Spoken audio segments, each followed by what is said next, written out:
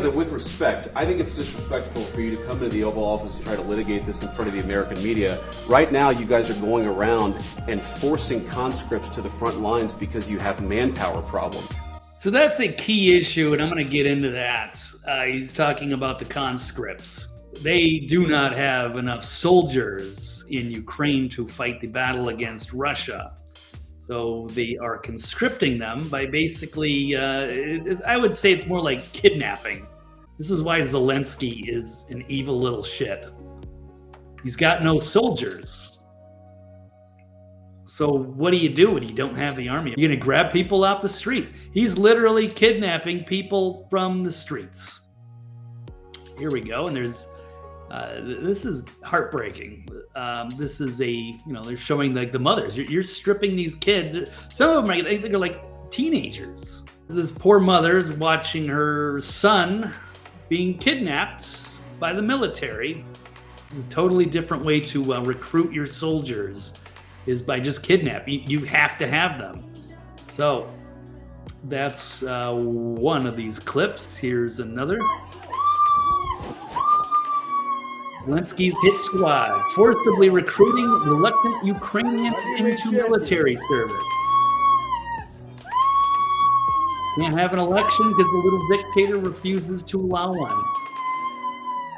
These poor screaming mothers watching the children that they raised, their little boys of fighting age, being smuggled by Zelensky's military to go fight, to be thrown onto the front lines against professional Russian soldiers. They're turned into cannon fodder. Disgusting.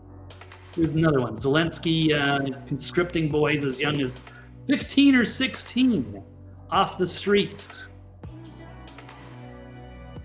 Here's another one. Just being thrown into a van. There you go. Go jump on the front lines, buddy. I don't even think they get full training. I don't know what boot camp is, 6 weeks, 8 weeks. I think they're only getting like 2 weeks of training. Here's a gun, go on the front lines where you're gonna die. Yeah, no chance. Last one. I mean, I guess we kind of get the gist now. I mean, there's so many. You can just go look up conscript Ukraine Zelensky and you'll find the videos just like this. Shameful. Speaking of shameful, even the Ukrainian ambassador that was in the Oval Office is holding her head in shame as Zelensky bombs at the White House. She knows. It's the reaction of Oksana Markarova, that's Ukraine's ambassador to the U.S. during Zelensky's disastrous performance at the White House while meeting with President Trump, speaks volumes. So here she is during one of the questions. As she is watching Trump and Vance perform a master class of negotiation. And Zelensky did not handle that well. Oh, there she is. There's a better picture of her. Just head down. Ugh, it's not going well. Is basically the equivalent of a congressman over there in Ukraine. MP, member of parliament. Alexander Dubinsky, he made a statement to Donald Trump, said Ukraine has turned into a dictatorship, and today hundreds of people are imprisoned not for crimes, but for their political beliefs. They are arrested, labeled as Russian agents. So basically, if you're not 100% pro-Ukraine, you're basically seen as, spreading Russian propaganda. Yeah, now Ukraine wants to impeach Z. That is exactly the subject that I am on right now. MP here, Dubinsky, he's saying at the same time, Ukraine is operating secret prisons where individuals are illegally detained and tortured into providing desired testimony. The UN has already documented the existence of one such concentration camp in Kyiv, where approximately 300 people, including U.S. citizens, have been held since March 22. So that would be 3 years now.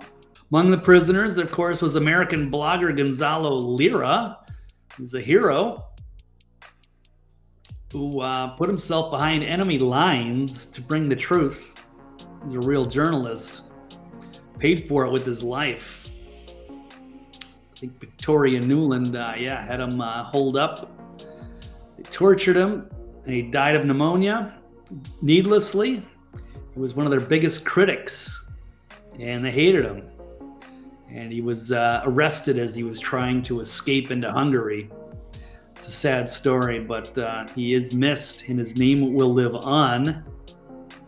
And hopefully, we'll see people like Victoria Nuland brought to justice. Dubinsky's he's also been beaten, tortured, and imprisoned twice. And they tried to get him to confess to non-existent ties with Russian intelligence.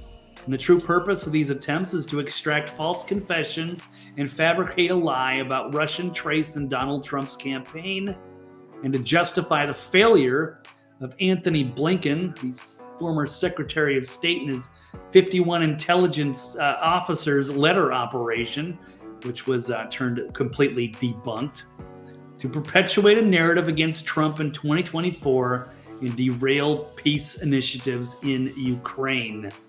So he's going to be filing a lawsuit with the Ukraine Supreme Court, demanding presidential elections as required by their Ukrainian constitution. And he's also announced his candidacy for the president of Ukraine, representing a party of peace. So yes, he filmed a video, and he tagged a lot of the who's who here, so they will hopefully hear him. Yeah, it's time to bring free elections back in Ukraine. Is Zelensky a great leader that deserves a re-election? Well, let the people decide. I don't think so. He's probably a great leader when he was on that that TV show where he played the leader and then somehow became the actual leader. But I don't think they got what they were hoping for.